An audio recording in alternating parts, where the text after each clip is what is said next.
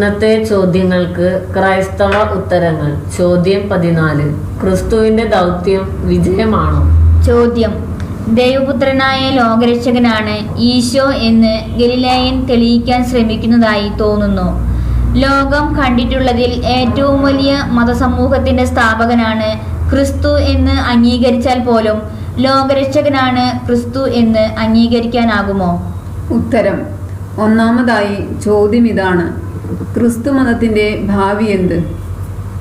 ചോദ്യത്തിൻ്റെ ആശയം ഇതാണ്: ചരിത്രപരമായ കാരണങ്ങളാൽ ക്രിസ്തു മതം ലോകത്തിലെ ഏറ്റവും വലിയ മതസമൂഹമായി തീർന്നു എന്ന് ഒരർത്ഥത്തിൽ പറയാം.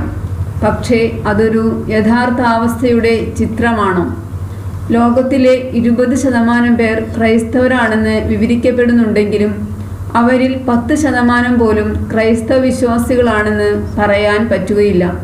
ചുരുക്കത്തിൽ ലോകജനതയുടെ 2% പോലും യഥാർത്ഥത്തിൽ ക്രൈസ്തവരാണെന്ന് പറയാൻ പറ്റുകയില്ല എന്ന് തന്നെയല്ല, ക്രൈസ്തവരാണെന്ന് വിളിക്കുന്നവരുടെ എണ്ണം 21-ാം നൂറ്റാണ്ടിൽ പെട്ടെന്ന് കുറഞ്ഞുകൊണ്ടിരിക്കുകയാണ്. 92% ക്രൈസ്തവരെന്ന് വിളിക്കപ്പെടുന്ന സ്പാനിഷ്കാരുടെ ഇടയിൽ നടത്തിയ സർവേ പ്രകാരം അവരിൽ 40% യുവാക്കളും സ്വയം ക്രൈസ്തവരെന്ന് വിളിക്കുവാൻ വിമുഖരാണത്രേ. ഇതൊരു ആഗോള പ്രതിഭാസമാണെന്ന് സാമൂഹ്യ ശാസ്ത്രജ്ഞന്മാർ അഭിപ്രായപ്പെടുന്നു.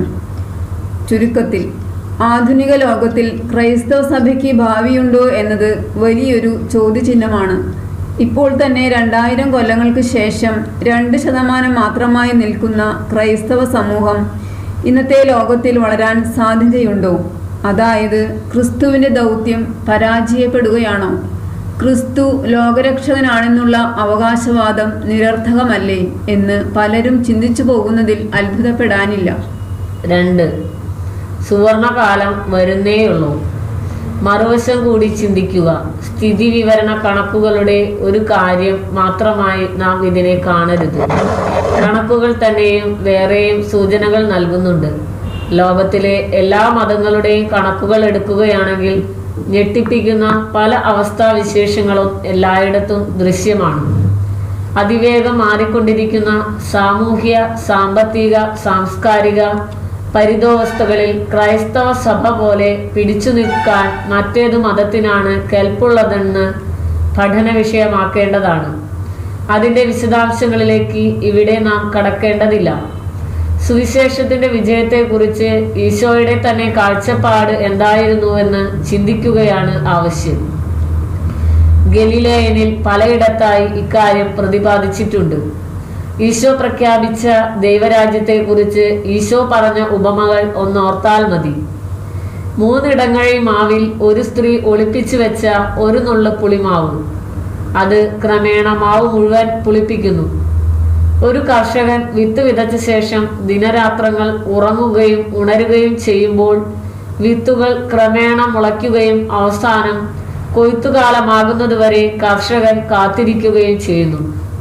ഇങ്ങനെയൊക്കെയുള്ള ചിത്രങ്ങളാണ് തൻ്റെ സുവിശേഷ വിജയത്തെക്കുറിച്ചുള്ള ഈശോയുടെ ബിംബകൽപ്പനകൾ. ഈശോയുടെ ജീവിതം തന്നെ കുരിശുമരണത്തിലും കല്ലറയിലുമാണ് അവസാനിച്ചതെന്ന് നാം ഓർക്കുക. ഈശോ തൻ്റെ ശിഷ്യരോട് പറഞ്ഞു: നിങ്ങൾ ന്യായാധിപന്മാരുടെയും രാജാക്കന്മാരുടെയും മുൻപിൽ നിർത്തപ്പെടും. ഒരു പട്ടണത്തിൽ നിന്ന് മറ്റൊരു പട്ടണത്തിലേക്ക് നിങ്ങൾ ഓടിപ്പോകേണ്ടി വരും. ഒരു വീട്ടിൽ 5 പേരുണ്ടെങ്കിൽ 2 പേർ 3 പേർക്കെതിരായും 3 പേർ 2 പേർക്കെതിരായും ഭിന്നിക്കും എന്നൊക്കെയുള്ള ചിത്രങ്ങളാണ് ഭാവിയെക്കുറിച്ച് ശിഷ്യരുടെ മുൻപിൽ ഈശോ വരച്ചു കാട്ടിയത്. 3. സുവർണകാലം വരുന്നതേയുള്ളൂ. ചുരുക്കത്തിൽ പറഞ്ഞാൽ പൈറ്റ് പൈപ്പറിന്റെ മാസ്മര വിദ്യ പോലെ ലോകം മുഴുവനും ഈശോയുടെ പുറകെ വരുമെന്ന സങ്കല്പമൊന്നും ഈശോ വെച്ച് പുലർത്തിയിട്ടില്ല. എങ്കിലും അവസാനം ഒരാട്ടിടയനും ഒരാട്ടിൻകൂട്ടവും ആയിത്തീരുമെന്ന ഒരു പ്രവചനം ഈശോ പ്രകടിപ്പിച്ചിട്ടുണ്ട് താനും. അതെപ്പോൾ വരുമെന്നതിനെ കുറിച്ച് ഒരു സൂചനയും നമുക്കില്ല. ഓരോ കാലത്ത് കർത്താവിൻ്റെ 2ാം വരവിനെക്കുറിച്ച് ഓരോരുത്തർ പ്രവചനങ്ങളുമായി രംഗത്ത് വന്നിട്ടുണ്ടെങ്കിലും അതൊക്കെ വെറും ഭാവനകളായി തീർന്നിട്ടേയുള്ളൂ. 2000 വർഷം എന്നത് നമ്മുടെ ഹ്രസ്വ ജീവിതവുമായി താരതമ്യപ്പെടുത്തുമ്പോൾ ഒരു വലിയ കാലഘട്ടമാണെന്ന് തോന്നിപ്പോകാമെങ്കിലും മനുഷ്യവംശത്തെയും സൃഷ്ടപ്രപഞ്ചത്തെയും സംബന്ധിച്ചിടത്തോളം അതൊരു നിമിഷം മാത്രമാണ്. എന്നുവെച്ച് ദൈവരാജ്യത്തിൻ്റെ വരവിനായി നമ്മുടെ ഹ്രസ്വജീവിതം പരമാവധി ഉപയോഗപ്പെടുത്തുവാൻ ശ്രമിക്കുന്നതിൽ നാം അമാന്തം വരുത്തിക്കൂടാ. ഓരോ മനുഷ്യനും അനന്തമൂല്യമുള്ള ദൈവമക്കളാണെന്ന് ഓർക്കുക. ഈ വിഷയത്തെക്കുറിച്ച് കൂടുതൽ അറിയുവാൻ താഴെ കൊടുത്തിരിക്കുന്ന ഇക്തോസ് ബുക്സിൽ നിന്നും മറ്റ് എപ്പിസോഡുകളിൽ നിന്നുമുള്ള 4 വായനകളിൽ ചില ഭാഗങ്ങൾ ഇവിടെ വായിച്ചു കേൾക്കുക.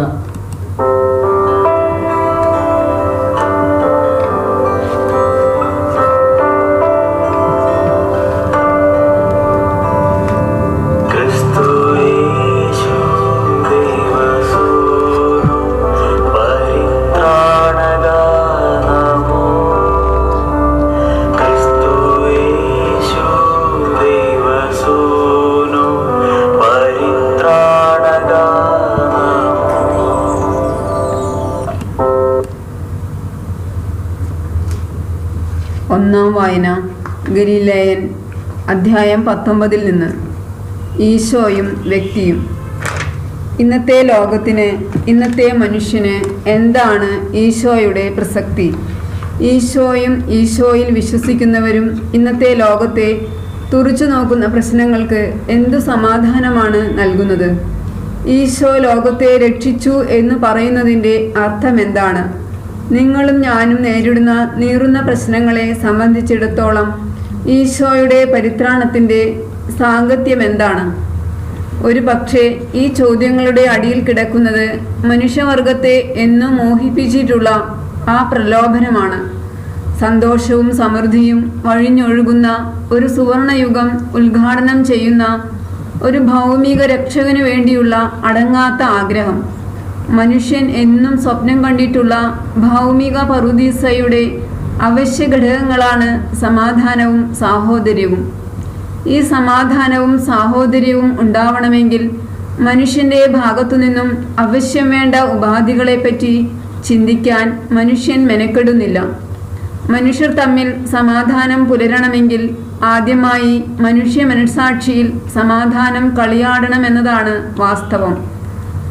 സദ്വൃത്തിയുടെ പരിപക്വ ഫലങ്ങളാണ് സമാധാനവും സമൃദ്ധിയും.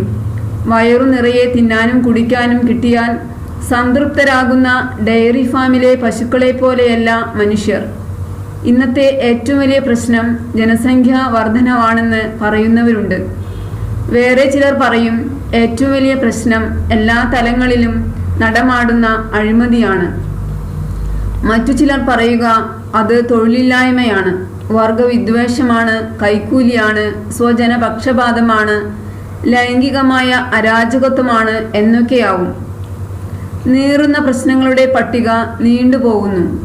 ഈ പ്രശ്നങ്ങളുടെയെല്ലാം ആഴത്തിലിറങ്ങി ചിന്തിക്കുമ്പോൾ നാം ചെന്നെത്തുന്ന അനിവാര്യമായ നിഗമനം ഇതാണ്: അന്തിമമായ പ്രശ്നം മനുഷ്യഹൃദയത്തിലെ താളപ്പിഴയാണ്.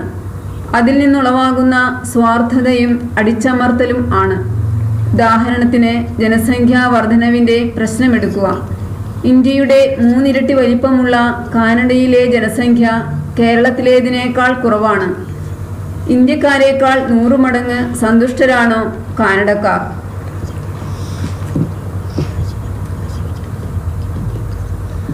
ഓരോ അമേരിക്കക്കാരൻ്റെ മനസ്സിലും ഇന്ത്യയിലുള്ളതിനേക്കാൾ ദുരിതം നിറഞ്ഞു നിൽക്കുന്നു. മാനുഷിക അന്തരീക്ഷം അവിടെ തകർന്നു കിടക്കുന്നു. ഹൃദയ സമ്പദ് സമൃദ്ധി ഇന്ന് പാടെ വിസ്മരിക്കപ്പെട്ടിരിക്കുന്നു. ഇന്ത്യയിലെ ചില പ്രശ്നങ്ങൾ സമ്പന്നരായ ഒരു ന്യൂനപക്ഷത്തിന് ഒട്ടും അലോസരമുണ്ടാക്കുന്നില്ല. ഈ നാട്ടിലെ വിഭവശേഷിയുടെ വലിയൊരു ഭാഗം അവരാണ് കൈയടക്കി വച്ചിരിക്കുന്നത്. തങ്ങളുടെ ചൂഷണത്തെ മൂടിവെക്കാൻ വേണ്ടിയാണ് അവർ പാവപ്പെട്ടവരുടെ പ്രശ്നങ്ങൾ നിർമ്മാർജ്ജനം ചെയ്യാൻ ഒറ്റമൂലികൾ നിർദ്ദേശിക്കുന്നത്. ധാർമ്മിക നിയമങ്ങൾ കാറ്റിൽ പറത്തുന്ന കുറുക്കുവഴികൾ അവർ മുന്നോട്ട് വയ്ക്കും. പക്ഷേ മാനവ സമൂഹത്തിന്റെ യഥാർത്ഥ ക്ഷേമത്തിന്റെ അടിസ്ഥാനമായ ധാർമ്മിക തത്വങ്ങളുടെ കടക്കൽ കത്തിവെക്കുകയാണവർ ചെയ്യുന്നത്. ഭൗമിക പറുദീസയ്ക്ക് പകരം അവർ അവിടെ പണിയുക ഒരു നരകമായിരിക്കും. ഓരോരോ സാഹചര്യങ്ങളിൽ ശരിയും തെറ്റും ഏതെന്ന് വിവച്ഛേദിച്ച് നിർണയിക്കുന്നതിനെ ചൊല്ലിയുള്ള വിവാദം സംശയം ഉണ്ടാക്കിയേക്കാം. പക്ഷേ ശരിയായതേ ചെയ്യാവൂ എന്നതിനെപ്പറ്റി യാതൊരു സന്ദേഹവും ഉണ്ടായിക്കൂടാ. മാനവ സമൂഹത്തിൽ സമൂല പരിവർത്തനം നടക്കണമെങ്കിൽ, നമ്മുടെ പ്രശ്നങ്ങൾക്കെല്ലാം സമഗ്രമായ ഒരു പരിഹാരം ലഭിക്കണമെങ്കിൽ, എല്ലാ രാജ്യങ്ങളിലും എല്ലാ വർഗങ്ങളിലും പെട്ട മനുഷ്യരുടെ ഹൃദയ പരിവർത്തനം നടക്കേണ്ടിയിരിക്കുന്നു. നീണ്ടു പോകുന്ന ഒരു മിഥ്യയാണ് മനപരിവർത്തനം. അതുകൊണ്ട് സാമൂഹ്യ ചട്ടക്കൂടുകൾ മാറ്റുകയേ നിവൃത്തിയുള്ളൂ. വിപ്ലവമാണ് ഇതിനാവശ്യം എന്ന് പറയുന്നവർ വളരെയുണ്ട്. പക്ഷേ മനപരിവർത്തനം കൂടാതുള്ള വിപ്ലവം മനുഷ്യനെ കാട്ടാള നിയമ വ്യവസ്ഥിതിയിലേക്കാണ് നയിക്കുന്നതെന്ന് ആർക്കാണ് അറിയാത്തത്? ഈ വിഷമവൃത്തത്തിൽ നിന്ന് മനുഷ്യരെ രക്ഷിക്കുന്ന രഹസ്യമാണ് ഈശോയുടെ പരിത്രാണ സംഭവം. മനുഷ്യരക്ഷ നടക്കുന്നെങ്കിൽ അത് ഈ ഭൂമിയിലെ എല്ലാ പ്രശ്നങ്ങളും ഒറ്റയടിക്ക് പരിഹരിച്ച് ഒരു പറുദീസ പണിയുന്നതായിരിക്കണം എന്നാവും നാം ഒക്കെ ഒരു പക്ഷേ ആഗ്രഹിക്കുക. എന്തുകൊണ്ട് ദൈവം അவ்விധം പ്രവർത്തിച്ചില്ല എന്ന ചോദ്യത്തിന് ഉത്തരം പറയാൻ നമുക്ക് തുനിയാതിരിക്കുക. ദൈവത്തെ ഉപദേശിക്കാൻ നാം ആരാണ്? നേരെ മറിച്ച് നാം ചെയ്യേണ്ടത് ഈശോയിൽ ശാരീരികമായി ആവിഷ്കരിക്കപ്പെട്ട ദൈവസ്നേഹത്തോട് പ്രതികരിക്കുക. ഈശോ നമ്മോട് കാണിച്ച സ്നേഹത്തിനും വെല്ലുവിളികൾക്കും പ്രത്യുത്തരം നൽകുകയാണ്. ഈശോയുടെ ശരീരമായ സഭയുടെ മാനുഷിക ബലഹീനതകളും പോരായ്മകളും നമ്മയൊക്കെ അങ്ങേയറ്റം പ്രകോപിപ്പിക്കുകയും വേദനിപ്പിക്കുകയും ചെയ്തേക്കാം. മനുഷ്യരാണ് അവരും എന്ന വസ്തുത നാം മറക്കരുത്. പക്ഷേ ഈശോയുടെ ആഹ്വാനം തിരസ്കരിക്കാൻ അതു മതിയായ കാരണമല്ല. മനുഷ്യനെ വീണ്ടെടുക്കുന്നതിൽ തന്നോട് സഹകരിക്കാൻ ദൈവം നൽകുന്ന ആഹ്വാനമാണ് ക്രിസ്തു. ഈശോ ദൈവപുത്രനും മനുഷ്യകുല വിമോചകനുമാണെങ്കിൽ നാം ഓരോരുത്തരും ദൈവപുത്രരും നമ്മുടെ സഹോദരങ്ങളുടെ രക്ഷകന്മാരും ആകാൻ ക്ഷണിക്കപ്പെട്ടിരിക്കുന്നു. ആ ദിവ്യമായ ആഹ്വാനത്തെ നാം ചെവികൊള്ളുന്നില്ലെങ്കിൽ നമ്മുടെ അനുഭവ സീമകൾക്കുള്ളിൽപ്പെട്ട നമ്മുടെ സഹോദരങ്ങൾക്ക് പരിത്രാണനത്തിൻ്റെ അമൂല്യ സന്ദർഭം നഷ്ടപ്പെടുത്തിയതിൻ്റെ കനത്ത ഉത്തരവാദിത്വം നാം പേറേണ്ടി വരും. ദൈവം ആരുടെ മേലും നിർബന്ധം ചെലുത്തുന്നില്ല. തൻ്റെ ഇച്ഛ മനുഷ്യരുടെ മേൽ അടിച്ചേൽപ്പിക്കുന്നതിനേക്കാൾ ദൈവം ഇഷ്ടപ്പെട്ടത് സ്വന്തം മകൻ മനുഷ്യർക്ക് വേണ്ടി മരിക്കുന്നതാണ്. മനുഷ്യനെ അടിമയാക്കാനല്ല, സ്വന്തം മകനാക്കാനാണ് ദൈവം ആഗ്രഹിക്കുന്നത്. നമ്മുടെ ഹൃദയത്തിൻ്റെ അടിത്തട്ടിൽ ഒളിഞ്ഞിരിക്കുന്ന നിരാശയ്ക്കെതിരെ തിന്മയുടെ വൻ പ്രളയത്തിൽ ലോകം മൂക്കറ്റം മുങ്ങിയിരിക്കുകയാണെന്നും നന്മയുടെ നേരിയ കിരണമെങ്കിലും എങ്ങും കാണുന്നില്ലെന്നും വിലപിക്കുന്ന നാശത്തിൻ്റെ പ്രവാചകർക്കെതിരെ പ്രത്യാശയുടെ പ്രകാശവീജികൾ പ്രസരിപ്പിക്കുന്ന ദീപസ്തംഭമാണ് ഈശോ. ലോകത്തിൽ ഇന്ന് കൊടികുത്തി വാഴുന്ന നിരാശതാബോധത്തിൻ്റെ നടുവിൽ ദൈവത്തിന് മനുഷ്യഭാഗധേയത്തെപ്പറ്റി ശുഭപ്രതീക്ഷയാണുള്ളത് എന്ന പ്രഖ്യാപനമാണ് ഈശോ. ടാഗോർ പറഞ്ഞതുപോലെ, ഈ ഭൂമിയിൽ തലനീട്ടുന്ന ഓരോ പുൽക്കൊടിയും മനുഷ്യനിൽ ദൈവം നിരാശപ്പെട്ടിട്ടില്ലെന്നതിൻ്റെ അടയാളമാണെങ്കിൽ ദൈവത്തിൻ്റെ മഹാസ്നേഹത്തിൻ്റെ എത്രയോ വലിയ ഒരു സ്ഥിരീകരണമാണ് മനുഷ്യാവതാരം. നന്മ നിറഞ്ഞ ആ ജീവിതവും ജീവിതത്യാഗവും ഉയിർപ്പും ദൈവം മനുഷ്യന്റെ നന്മയെ ചൊല്ലി ഉത്കണ്ഠാകുലനും ജാഗരൂകനുമാണെന്നതിൻ്റെ എത്ര വലിയ തെളിവുകളാണ്.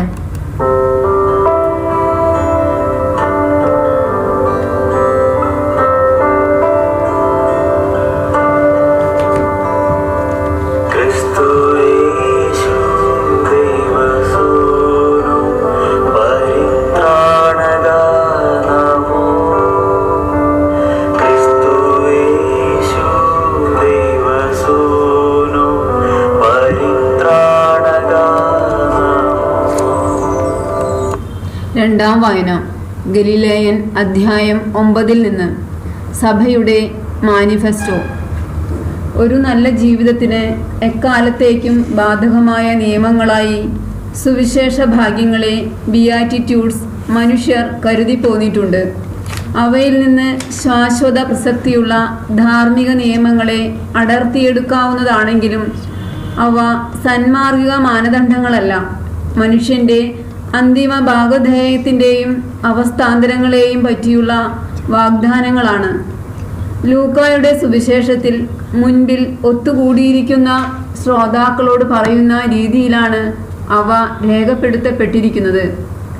മാർക്കോസ് ആകട്ടെ സാമാന്യ തത്വങ്ങളുടെ ശൈലിയിലാണ് അവ രേഖപ്പെടുത്തിയിട്ടുള്ളത്. ഇപ്പോൾ കരയുന്ന നിങ്ങൾ ഭാഗ്യവാന്മാർ, എന്തെന്നാൽ നിങ്ങൾ ചിരിക്കും എന്നാണ് ലൂക്ക എഴുതിയിരിക്കുന്നത്. താൻ ഉദ്ഘാടനം ചെയ്യാൻ വന്നിരിക്കുന്ന പുതിയ ദൈവരാജ്യത്തിൻ്റെ മാനിഫെസ്റ്റോയാണ് സുവിശേഷ ഭാഗ്യങ്ങൾ എന്ന് പറയാം. ഗിരിപ്രഭാഷണത്തിന് ശേഷമുള്ള ഭാഗങ്ങൾ വിനയം, ദൈവപരിപാലനയിലുള്ള വിശ്വാസം, സ്നേഹം, സത്യസന്ധത എന്നിങ്ങനെ അഷ്ടഭാഗ്യങ്ങളിൽ പ്രകാശിപ്പിച്ച അടിസ്ഥാനപരമായ മനോഭാവത്തിൻ്റെ വിപുലീകരണങ്ങളാണ്. തൻ്റെ ദൈവരാജ്യത്തിന് അർഹനായ മനുഷ്യൻ്റെ ഒരു നഖചിത്രം ഒരു വിദഗ്ധൻ്റെ നൈപുണ്യത്തോടെ അനായാസമായ ഏതാനും ചില രേഖകൾ കൊണ്ട് ഈശോ ഇവിടെ വരച്ചു കാട്ടുന്നു. ആ രാജ്യത്തിൽ പ്രവേശിക്കുന്നതിനുള്ള ഉപാധികളും അത് ആവശ്യപ്പെടുന്ന ത്യാഗങ്ങളും അത് വാഗ്ദാനം ചെയ്യുന്ന പ്രതിഫലവും ഈശോ വിവരിക്കുന്നു. തീർച്ചയായും ഈശോ വിഭാവനം ചെയ്യുന്ന പുതിയ മനുഷ്യൻ്റെ മാതൃക എല്ലാവർക്കും ഇഷ്ടപ്പെട്ടെന്ന് വരില്ല. എത്തിപ്പിടിക്കുവാൻ ശ്രമിക്കുന്ന എല്ലാവർക്കും ആ ആദർശത്തിനൊത്ത് ഉയരാൻ കഴിഞ്ഞെന്നും വരില്ല. പക്ഷേ ഉയരത്തിൽ തന്നെയാണ് ആ ആദർശത്തെ സ്ഥാപിച്ചിരിക്കുന്നത്. കലർപ്പില്ലാത്ത ഹൃദയവിശുദ്ധിയിൽ ആ ആദർശത്തെ കാണാൻ കഴിയുന്നവനെ അതിനോടടുക്കുവാൻ കഴിയും. ജനക്കൂട്ടത്തെ അഭിസംബോധന ചെയ്തുകൊണ്ടുള്ള ഒരു ദീർഘപ്രസംഗമായി ഗിരിപ്രഭാഷണത്തെ കരുതണമെന്നില്ല. ഈശോയുടെ അടുത്ത ശിഷ്യന്മാർക്ക് നൽകിയ ഉപദേശങ്ങളുടെ ഒരു സംഗ്രഹമായി അതിനെ കാണുകയാവും കൂടുതൽ ശരി. തൻ്റെ പുതിയ ദൈവരാജ്യത്തിന്റെ മാനിഫെസ്റ്റോ എന്ന നിലയിൽ സമകാലിക യഹൂദരുടെ എന്നല്ല എല്ലാ കാലത്തുമുള്ള മനുഷ്യരുടെ പ്രതീക്ഷകൾക്ക് വിരുദ്ധമാണ് സുവിശേഷ ഭാഗ്യങ്ങൾ. ആത്മാവിൽ ദരിദ്രർ ഭാഗ്യവാന്മാർ, ആത്മാവിൽ ദുർബലരായവർ എന്നല്ല ഇതിനർത്ഥം. സഹായത്തിനായി ദൈവത്തിലേക്ക് മാത്രം ഉറ്റുനോക്കുന്നവർ എന്നാണ് ഇതിൻ്റെ അർത്ഥം. സങ്കീർത്തനങ്ങളിൽ പലവട്ടം പ്രകീർത്തിതമായ ഒരു മനോഭാവമാണിത്. ഈ സാധു മനുഷ്യൻ വിലപിച്ചു, കർത്താവ് അവനെ ശ്രവിച്ച് അവന്റെ എല്ലാ ദുരിതങ്ങളിൽ നിന്നും അവനെ രക്ഷിച്ചു. സങ്കീർത്തനം 34:6. ദൈവരാജ്യം അവർക്കുള്ളതാകുന്നു. ദൈവരാജ്യത്തിന്റെ മാനിഫെസ്റ്റോ തന്നെയാണിത്. സുവിശേഷ ഭാഗ്യങ്ങളുടെ ആദ്യ ഭാഗം വിവിധ ക്രൈസ്തവ മനോഭാവങ്ങളുടെ സ്വഭാവ നിർവചനമാണെങ്കിൽ രണ്ടാം ഭാഗം ദൈവരാജ്യത്തിന്റെ വിവിധ മാനങ്ങളാണ് പ്രകടിപ്പിക്കുന്നത്. രണ്ടാമത്തെ ഭാഗ്യം, കരയുന്നവർ ഭാഗ്യവാന്മാർ, അവർക്ക് ആശ്വാസം ലഭിക്കും. വർത്തമാനകാലത്തെ ദുരിതങ്ങളെക്കുറിച്ച് കേഴുകയും ഒരു പുത്തൻ യുഗത്തിനായി കാത്തിരിക്കുകയും ചെയ്യുന്നവരെ സൂചിപ്പിക്കുന്നു. ഭൂമിയുടെ ഉപ്പ്, ലോകത്തിന്റെ പ്രകാശം എന്നീ പ്രതിരൂപങ്ങളിലൂടെ ദൈവരാജ്യത്തിൽ പ്രവേശിക്കാൻ അർഹത നേടുന്നവരുടെ സ്വഭാവ ഗുണങ്ങൾ അവിടുന്ന് തുടർന്ന് വിവരിക്കുകയാണ്. നിങ്ങൾ ഭൂമിയുടെ ഉപ്പാകുന്നു. എന്നാൽ ഉപ്പിന്റെ ഉറ കെട്ടുപോയാൽ അതിന് എന്തുകൊണ്ട് ഉറ കൂട്ടും? പുറത്തെറിഞ്ഞു കളഞ്ഞ് മനുഷ്യനാൽ ചവിട്ടപ്പെടുവാനല്ലാതെ അത് ഒന്നിനും ഉപകരിക്കുകയില്ല. നിങ്ങൾ ലോകത്തിന്റെ വെളിച്ചമാകുന്നു. മലമുകളിൽ പണിത പട്ടണത്തിന് മറഞ്ഞിരിക്കാൻ സാധിക്കുകയില്ല. വിളക്ക് കൊളുത്തി ആരും പറയുടെ കീഴിൽ വയ്ക്കാറില്ല, പീഠത്തിന്മേലാണ് വയ്ക്കുക. അപ്പോൾ അത് വീട്ടിലുള്ളവർക്കെല്ലാം വെളിച്ചം കൊടുക്കുന്നു. അങ്ങനെ മനുഷ്യർ നിങ്ങളുടെ സൽപ്രവൃത്തികൾ കണ്ട് നിങ്ങളുടെ സ്വർഗീയ പിതാവിനെ മഹത്വപ്പെടുത്തേണ്ടതിന് നിങ്ങളുടെ വെളിച്ചം അവരുടെ മുമ്പിൽ പ്രകാശിക്കട്ടെ. മത്തായി 5:13-16. ദൈവരാജ്യത്തിന്റെ ചിത്രീകരണം അതിൽ പ്രവേശിക്കുന്നവർക്കുണ്ടായിരിക്കേണ്ട പരിപൂർണതയുടെ മാനദണ്ഡങ്ങളെക്കുറിച്ചുള്ള പ്രസ്താവനകളുമായി മുന്നോട്ടു പോവുകയാണ്. ഇസ്രായേലിന്റെ നിയമത്തെ സംബന്ധിച്ചിടത്തോളം ഈശോയുടെ നിലപാട് എന്താണ്? നിയമത്തെയോ പ്രവാചകന്മാരെയോ ഇല്ലാതാക്കാനാണ് ഞാൻ വന്നതെന്ന് നിങ്ങൾ വിചാരിക്കരുത്. ഇല്ലാതാക്കാനല്ല, പൂർത്തിയാക്കാനാണ് ഞാൻ വന്നത്. ദൈവം നൽകിയിരിക്കുന്ന നിയമം അചഞ്ചലമാണ്. നീതിയുടെ ചൈതന്യത്തിൽ അത് അനുവർത്തിക്കപ്പെടണം. നിയമജ്ഞരുടെയും ഫരിസേയരുടെയും നീതിയേക്കാൾ മഹത്തായ ഒരു നീതിയായിരിക്കണമെന്നു മാത്രം. ആരെയും കൊല്ലരുതെന്ന് നിയമം അനുശാസിക്കുന്നു. പക്ഷേ അക്രമത്തിൻ്റെയും ബലപ്രയോഗത്തിൻ്റെയും സ്രോതസ്സായ കോപവിദ്വേഷങ്ങളെ തന്നെയാണ് ഈശോ നിരാകരിക്കുകയും അപലപിക്കുകയും ചെയ്യുന്നത്. മോസസിൻ്റെ നിയമത്തിൽ വ്യഭിചാരം ഒരു കുറ്റമായിരുന്നു. പക്ഷേ ഈശോയ്ക്ക് ആവശ്യം ഹൃദയശുദ്ധിയായിരുന്നു. മോസസിൻ്റെ നിയമത്തിൽ വിവാഹമോചനം അനുവദിക്കപ്പെട്ടിരുന്നു. പക്ഷേ വിവാഹം വേർപെടുത്താൻ വയ്യാത്തതാണെന്ന് ഈശോ പ്രഖ്യാപിച്ചു. ആണയിട്ടു ശപഥം ചെയ്യലും കള്ളസാക്ഷി പറയലും നിഷിദ്ധമായിരുന്നു പഴയ നിയമത്തിൽ. പക്ഷേ ഈശോയുടെ ശിഷ്യൻ എപ്പോഴും സത്യമേ പറയാവൂ. കണ്ണിന് കണ്ണ്, പല്ലിന് പല്ല് എന്ന തത്വം പ്രയോഗത്തിൽ അനുവദിക്കപ്പെട്ടിരുന്നു. പക്ഷേ പുതിയ നിയമത്തിൽ പുതിയൊരു ധാർമ്മിക പൂർണ്ണതയുടെ ആദർശമാണ് ഈശോ ഉയർത്തിക്കാണിക്കുന്നത്. വാക്കുകൊണ്ടോ പ്രവൃത്തി കൊണ്ടോ ഉള്ള അധിക്ഷേപങ്ങളെയും ധിക്കാരങ്ങളെയും ബലപ്രയോഗം കൊണ്ട് എതിർക്കരുതെന്നും വൈരനിരാധനത്തിനുള്ള അവകാശം സമ്പൂർണമായി കൈവെടിയണമെന്നും ശത്രുക്കളെ തങ്ങളുടെ നന്മ കൊണ്ട് നിരായുധരാക്കണമെന്നും ആണ് ഈശോ തൻ്റെ ശിഷ്യരോട് കൽപ്പിക്കുന്നത്. ഗിരിപ്രഭാഷണത്തിൻ്റെ 2ാം ഭാഗത്തിൽ തൻ്റെ ശിഷ്യന്മാരിൽ നിന്ന് അവശ്യം പ്രതീക്ഷിക്കുന്ന കാര്യങ്ങളാണ് വിശദമാക്കുന്നത്.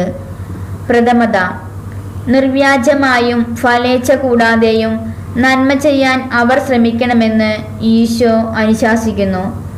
ഉപവാസം, ദാനധർമ്മം തുടങ്ങിയ നല്ല പ്രവൃത്തികൾ മനുഷ്യരുടെ മുമ്പാകെ കൊട്ടിഘോഷിക്കരുത്. ഈ ഭൂമിയിലല്ല മനുഷ്യൻ നിക്ഷേപം കരുതേണ്ടത്.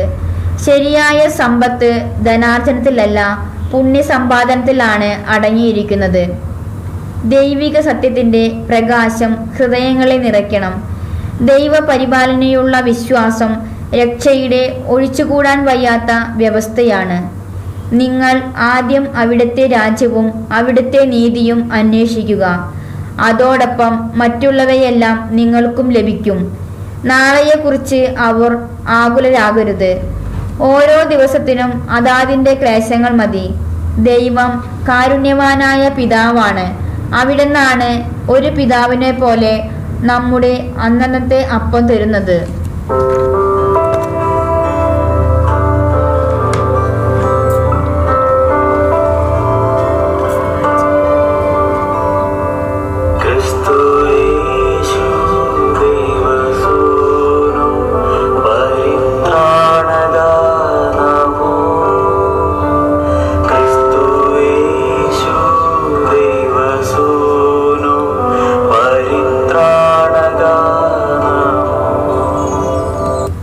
മൂന്നാം വായന ചോദ്യോത്തരം 10 നിന്ന്.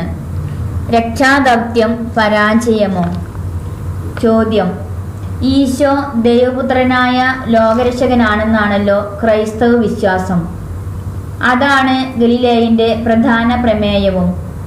എന്നിട്ടും ലോകം എന്തുകൊണ്ട് ഇനിയും രക്ഷപ്പെട്ടില്ല എന്നത് വിചിത്രമല്ലേ? പാപവും ദുഷ്ടതയും ദാരിദ്ര്യവും രോഗവും അസമാധാനവും നടമാടിക്കൊണ്ടിരിക്കുന്ന ഈ ലോകം രക്ഷപ്പെട്ട ഒരു ലോകമാണെന്ന് എങ്ങനെ പറയാനാകും? 2000 കൊല്ലം കഴിഞ്ഞിട്ടും രക്ഷ പൂർത്തിയാക്കാൻ ക്രിസ്തുവിന് കഴിയാതെ പോയോ? ഉത്തരം: 1. ഒരു പറുദീസ എന്ന വ്യാമോഹം. ഒറ്റവാക്കിൽ ഇതിന് ഉത്തരം നൽകാൻ കഴിയില്ല. ലോകരക്ഷകനാണ് ക്രിസ്തുവെന്ന് നാം ആരും പറഞ്ഞുണ്ടാക്കിയതല്ല, നാം ആരും വിളിച്ചിട്ട് വന്നതുമല്ല ഈശോ. അപ്പോൾ ലോകരക്ഷ എന്തിലടങ്ങിയിരിക്കണം, അതെങ്ങനെ നിർവഹിക്കണമെന്ന് ക്രിസ്തുവിന് പറഞ്ഞു കൊടുക്കാൻ നാം ആളല്ല. മനുഷ്യരക്ഷ എന്ന് പറയുന്നത് മായാജാലം കൊണ്ട് പറുദീസ തുല്യമായി ലോകത്തെ രൂപാന്തരപ്പെടുത്തലാണെന്ന് ആര് പറഞ്ഞു? ചിന്തിച്ചാൽ ഒരന്തവുമില്ലാത്ത ഈ പ്രപഞ്ച രഹസ്യങ്ങളുടെ ഒരു നാഴിക പോലും എത്തിപ്പിടിക്കാൻ ലക്ഷോപലക്ഷം ഗവേഷകർക്കിനിയും സാധിച്ചിട്ടില്ല. എന്നിട്ട് ലോകരക്ഷ എങ്ങനെ നേടണമെന്ന് ദൈവത്തിന് ഉപദേശം കൊടുക്കാൻ നാം ആരാണ്? ക്രിസ്തുവിൻ്റെ ജീവിതവും മരണവും ഉത്ഥാനവും വഴി ലോകത്തിൽ ഗുണപരമായ ഒരു മാറ്റവും വന്നിട്ടില്ല എന്ന് പറയുവാൻ ഒരു ചരിത്രകാരനും മുതിരുകയില്ല. ഇത്രയും മാറ്റം വന്നാൽ പോരാ എന്ന് വേണമെങ്കിൽ പരാതിപ്പെടാം. പക്ഷേ അതിനുത്തരവാദികൾ ആ സന്ദേശം സ്വീകരിക്കാൻ തയ്യാറാവാത്ത ഞാനും നീയുമാണ് എന്ന് മറക്കരുത്. നിന്നെ കൂടാതെ നിന്നെ സൃഷ്ടിച്ച ദൈവം നിന്നെ കൂടാതെ നിന്നെ രക്ഷിക്കുകയില്ല എന്ന സെന്റ് അഗസ്റ്റിന്റെ പ്രസിദ്ധമായ ഒരു വാക്യമുണ്ട്. ക്രിസ്തു ലോകത്തെ രക്ഷിച്ചു എന്ന് പറയുന്നത് മനുഷ്യരെയൊക്കെ പാപം ചെയ്യാൻ പറ്റാത്ത പാവകളാക്കി മാറ്റിക്കൊണ്ടല്ല, തൻ്റെ രക്ഷാകൃത്യത്തിൽ എല്ലാവരെയും പങ്കുകാരാക്കാൻ തക്കവിധം തന്നിൽ വിശ്വസിക്കുന്നവരെ ശാക്തീകരിക്കുകയാണ് ക്രിസ്തു ചെയ്തത്. ഒരു പുതിയ വ്യവസ്ഥിതി, ഒരു പുതിയ അന്തരീക്ഷം, ഒരു പുതിയ ജീവിതാടിത്തറ, ഇൻഫ്രാസ്ട്രക്ചർ സൃഷ്ടിക്കുകയാണ് ഈശോ ചെയ്തതെന്ന് പറയാം. സുവിശേഷ സന്ദേശമനുസരിച്ച് രക്ഷാപ്രക്രിയ എന്തായിരുന്നു? 1. ഒരു പുതിയ ധാർമ്മിക വ്യവസ്ഥിതി ഈശോ പ്രഖ്യാപിച്ചു. 2. അതിൻ്റെ ആദർശ രൂപം ഈശോ ജീവിച്ചു കാണിച്ചു. 3. എന്നിട്ടും മനുഷ്യർ അത് സ്വീകരിക്കാതെ വന്നപ്പോൾ അതിന് സാക്ഷ്യം നൽകിക്കൊണ്ട് ഈശോ ജീവിത ബലി അർപ്പിച്ചു. 4. മരണശേഷം ഉയിർത്തെഴുന്നേൽക്കുകയും മനുഷ്യരക്ഷയുടെ അന്ത്യരൂപം സാക്ഷാത്കരിക്കുകയും ചെയ്തു. 5. ആ അനന്ത ലക്ഷ്യത്തിലേക്ക് മനുഷ്യരെ നയിക്കാൻ തൻ്റെ പരിശുദ്ധാത്മാവിനെ അയച്ച് തൻ്റെ സഭയിലൂടെ ലോകത്തെ ഇന്നും നയിച്ചുകൊണ്ടിരിക്കുന്നു. ഇതാണ് ഈശോ തൻ്റെ രക്ഷാകര കൃത്യത്തിലൂടെ സൃഷ്ടിച്ച പുതിയ ലോകം. പക്ഷേ അതിൻ്റെ സാക്ഷാത്കാരം മനുഷ്യരുടെ സഹകരണം ആവശ്യപ്പെടുന്നു. 2. രക്ഷാകൃത്യം, വ്യവസ്ഥിതിയുടെ മാറ്റം. ആധുനിക ജീവിതത്തിൽ നിന്ന് ഒരു ഉദാഹരണം എടുക്കുകയാണെങ്കിൽ 4 അക്ഷരം പഠിച്ചിട്ടുള്ള കേരളത്തിലെ എല്ലാ ചെറുപ്പക്കാരുടെയും സ്വപ്നമാണ് ഗൾഫിലോ യൂറോപ്പിലോ അമേരിക്കയിലോ ചെന്നു പെടണമെന്നത്. അവിടെയൊക്കെ ചെന്നതുകൊണ്ട് ചുമ്മാതിരുന്ന് കുശാലായി ജീവിക്കാമെന്ന് ആരും വ്യാമോഹിക്കുന്നില്ല. എങ്കിലും ഒരു കാര്യം അവർക്കറിയാം, അവിടെ എന്തെങ്കിലുമൊക്കെ ജോലി കിട്ടിക്കഴിഞ്ഞാൽ അധികം താമസിയാതെ കുടിലായിരുന്ന അവരുടെ വീട് വാർക്കക്കെട്ടിടമായി തീരുന്നു. 2-3 കൊല്ലം കഴിഞ്ഞ് അവർ തിരിച്ചു വരുമ്പോൾ കാറും പ്രൗഢിയുമൊക്കെ അവർക്ക് സ്വന്തമാകുന്നു. കാരണം എന്താണ്? ചരിത്രപരവും ഭൂമിശാസ്ത്രപരവുമായ വിവിധ കാരണങ്ങളാൽ ആ രാജ്യങ്ങളിൽ വേറൊരു സാമൂഹ്യ സാമ്പത്തിക വ്യവസ്ഥിതിയാണുള്ളത്. ജോലിക്കാർക്ക് അവിടെ മണിക്കൂറിൽ $20 ലഭിക്കുമ്പോൾ $1 ഇവിടെ 45 രൂപയാണ് മൂല്യം. മനസ്സുള്ളവർക്ക് വളരാൻ അവിടെ സൗകര്യമുണ്ട്. അതാണ് അവിടുത്തെ പുതിയ അന്തരീക്ഷം. ഇത് ഒരു ഉദാഹരണം മാത്രമാണ്. 3. വഴിയും സത്യവും ജീവനും. ക്രിസ്തു ലോകത്തിന് നൽകിയ തൻ്റെ സന്ദേശവും മാതൃകയും അവിടുന്ന് സ്ഥാപിച്ച സഭയും ലോകത്തിന് നൽകുന്നത് ഒരു പുതിയ ധാർമ്മിക വ്യവസ്ഥിതിയുടെ ചട്ടക്കൂടാണെന്ന് ഏത് നിരീശ്വരവാദിയും സമ്മതിക്കാതിരിക്കില്ല. ഇന്നത്തെ ലോകത്തിലെ സാമൂഹ്യ സാമ്പത്തിക പ്രശ്നങ്ങളുടെയെല്ലാം ആത്യന്തിക മൂലകാരണം ധർമ്മച്യുതിയാണെന്ന് എല്ലാവരും പറയുന്നുണ്ടെങ്കിലും അതിനൊരു സമഗ്ര പരിഹാരം നിർദ്ദേശിക്കാനോ അത് പ്രായോഗികമാക്കുവാനുള്ള സംവിധാനം സൃഷ്ടിക്കുവാനോ ആർക്കും കഴിയുന്നില്ലല്ലോ. അതിനുള്ള സമഗ്രമായ സംവിധാനമാണ് ക്രിസ്തു സ്ഥാപിച്ച സഭ. 2000 വർഷമായി നിത്യനൂതന ഊർജസ്സോടെ നിലനിൽക്കുന്ന അതിനോട് സമാനമായി മറ്റൊരു സംവിധാനം ചരിത്രത്തിൽ ഉണ്ടായിട്ടുണ്ടോ? എന്തു കാര്യത്തിനും അതിൻ്റെ വില കൊടുക്കണം. പക്ഷേ ജീവിതത്തിൻ്റെ അന്തിമ വിജയമാകുന്ന നിത്യജീവിതം മാത്രം ഒരു ത്യാഗവും പരിശ്രമവും കൂടാതെ ലഭിക്കണമെന്ന മനോഭാവം അപകാസ്യമല്ലേ? ചുരുക്കത്തിൽ ക്രിസ്തു സാധിച്ച ലോകരക്ഷയെ ഒരു മാസ്മര വിദ്യ എന്ന പോലെ വിഭാവനം ചെയ്യുന്നത് ഭോഷത്വമാണ്. സുവിശേഷ സന്ദേശത്തിന് ആ സങ്കല്പവുമായി ഒരു ബന്ധവുമില്ല. അങ്ങ് എങ്ങോട്ടാണ് പോകുന്നതെന്ന് ഞങ്ങൾക്കറിയില്ല. അപ്പോൾ അങ്ങോട്ടുള്ള വഴി എങ്ങനെ ഞങ്ങൾക്കറിയും എന്ന് ശിഷ്യനായ തോമസ് ചോദിച്ചപ്പോൾ ഈശോ പറഞ്ഞത് ഞാനാണ് വഴിയും സത്യവും ജീവനും എന്നാണ്. വഴി തുറന്നു കിടക്കുന്നു, വെളിച്ചമുണ്ട്, അവിടുന്ന് മുമ്പേ പോകുന്നു. നടക്കാനുള്ള ശക്തിയും പരിശുദ്ധാരൂപി നൽകുന്നു. ആ വഴിക്ക് പോകാൻ നാം സന്നദ്ധമാകണമെന്ന് മാത്രം.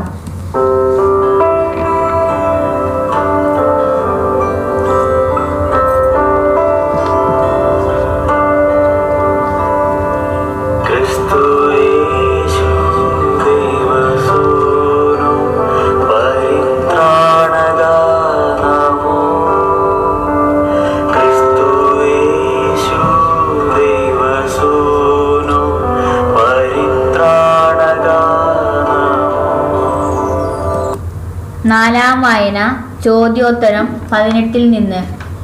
ഈശോ ലോകത്തിനെന്തു നൽകി? ചോദ്യം: ലോക പുരോഗതിക്ക് വേണ്ടി ക്രിസ്തു ചെയ്ത സംഭാവന എന്താണ്? Electric bulb, gramophone, tape recorder മുതലായ 1000ഓളം കണ്ടുപിടുത്തങ്ങൾ നടത്തിയ എഡിസൺ മനുഷ്യരുടെ ജീവിതത്തിൽ എത്ര വലിയ പുരോഗതിയാണ് സാധിച്ചത്? ആ കണ്ടുപിടുത്തങ്ങൾ ഇല്ലാതിരുന്നെങ്കിൽ ജീവിതം എത്ര ദുരിതപൂർണമാകുമായിരുന്നു. അങ്ങനെ എന്തു സംഭാവനയാണ് ക്രിസ്തു ലോകത്തിന് നൽകിയത്? ഇല്ലെങ്കിൽ പിന്നെ എന്തർത്ഥത്തിലാണ് ക്രിസ്തുവിനെ ലോകരക്ഷകൻ എന്ന് വിളിക്കുക? ഉത്തരം: 1. എൻ്റെ രാജ്യം ഐഹികമല്ല.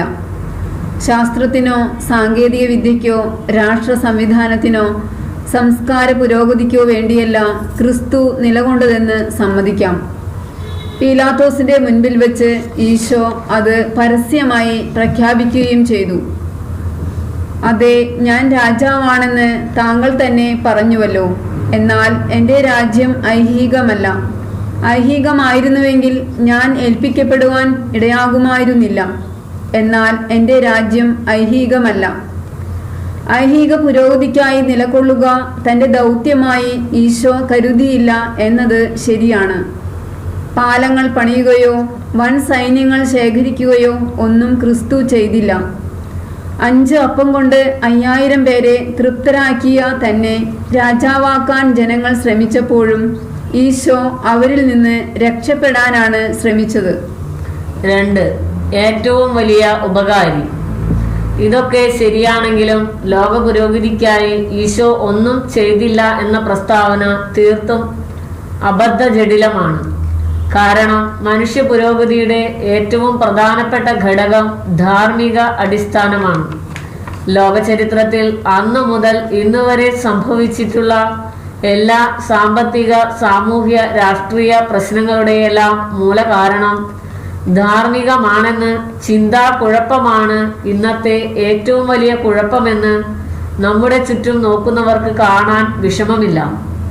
അന്നറിയപ്പെട്ട ലോകം മുഴുവൻ ഉൾപ്പെടുന്ന ഒരു സാമ്രാജ്യത്തിന്റെ ചക്രവർത്തിയായിരുന്ന ടിബേരിയൂസ് സീസർ അന്നൊക്കെ പത്രങ്ങളിൽ ഉണ്ടായിരുന്നെങ്കിൽ അതിലെ തലക്കെട്ടുകളിൽ അനുദിനം പ്രത്യക്ഷപ്പെടുമായിരുന്നു.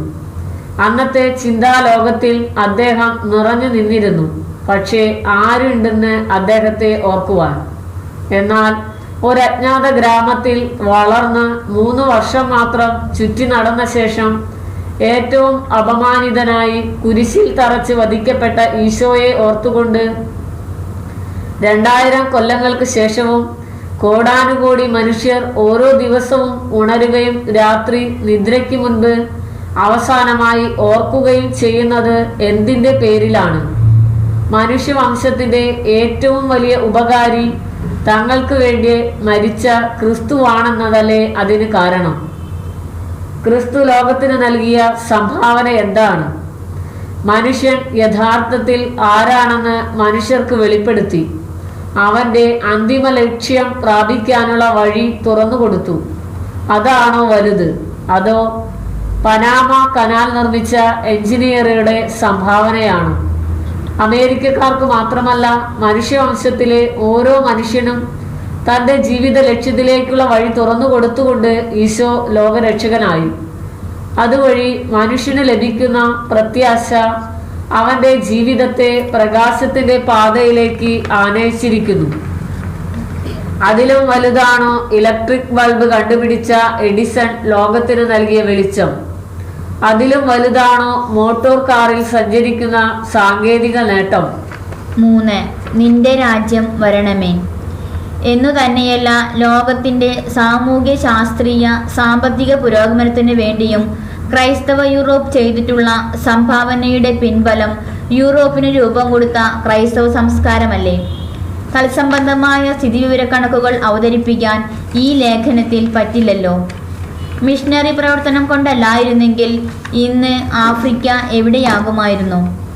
ക്രിസ്ത്യൻ രാജ്യങ്ങളിൽ തന്നെ കവർച്ചക്കാരാണ് അടിമക്കച്ചവടം നടത്തിയതെന്ന് ഓർക്കുമ്പോഴും ക്രിസ്തുവിൻ്റെ നാമത്തിൽ പ്രവർത്തിച്ച ധീരാക്കളുടെ സംഖ്യ എത്ര വലുതാണ്!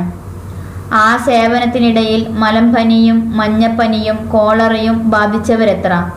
ക്രൈസ്തവ ലോകം വളരെ വിനകൾ വിധിച്ചിട്ടുള്ള കാര്യം മറക്കുകയല്ല. പക്ഷേ അത് ക്രൈസ്തവ സിദ്ധാന്തങ്ങൾ നിമിത്തമല്ല, അവ നിരാകരിച്ചുകൊണ്ട് നുഴഞ്ഞു കയറിയ ക്രൈസ്തവ വിരുദ്ധ സിദ്ധാന്തങ്ങളുടെ ഫലമായിട്ടാണെന്ന് ചരിത്ര പഠിതാക്കൾക്കറിയാം. ക്രിസ്തു വിഭാവനം ചെയ്ത സഭയുടെ സ്വാധീനം ലോകത്തിൽ പുലരുവാൻ തടസ്സമായി നിൽക്കുന്നത് സഭയുടെ എതിരാളികൾ മാത്രമല്ല, സഭാമക്കൾ കൂടിയാണെന്നത് സങ്കടകരമല്ലേ? ഓരോ ക്രൈസ്തവനും സ്വയം ചോദിക്കേണ്ടത്, എൻ്റെ കയ്യിലേൽപ്പിച്ചിരിക്കുന്ന വിളക്കു ഞാൻ പീഠത്തിന്മേൽ വയ്ക്കുന്നുണ്ടോ, അതോ പറയിൻ കീഴിൽ ഒളിപ്പിച്ചിരിക്കുകയാണോ? ക്രൈസ്തവാദർശങ്ങൾ വെടിഞ്ഞ ജനവിഭാഗങ്ങൾ ആധുനിക ലോകത്തിൽ പ്രചരിപ്പിക്കുന്ന മരണ സംസ്കാരത്തിനു വിധേയരാവുന്ന കോടിക്കണക്കിന് ഗർഭസ്ഥ ശിശുക്കളും ഉപകാരമില്ലാത്ത ജീവിതങ്ങളെന്ന് മുദ്രകുത്തി മരണത്തിലേക്ക് തള്ളിവിടുന്ന ലക്ഷക്കണക്കിന് ദൈവമക്കളും ലോകത്തിൻ്റെ ഭാവിയിലേക്ക് എന്തു സൂചനകളാണ് നൽകുന്നത്? ക്രിസ്തുവിൻ്റെ സ്നേഹം മുൻനിർത്തിക്കൊണ്ട് കോടിക്കണക്കിന് ആലംബഹീനർക്ക് സേവനം ചെയ്യുന്നവരിലൂടെ എത്ര വലിയ സംഭാവനയാണ് ക്രിസ്തു ലോകത്തിന് ചെയ്യുന്നത്?